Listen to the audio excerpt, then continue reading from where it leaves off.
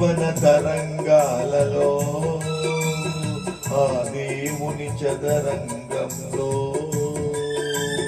ఎవరికి ఎవరు సొంతము, ఎంతవరకు బంధము.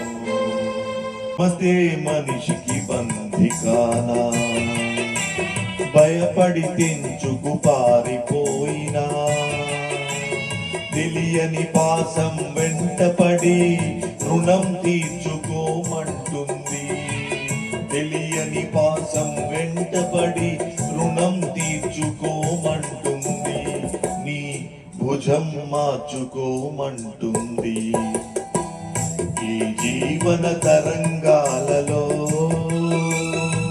ఆ దేవుని చదరంగంలో ఎవరికి ఎవరు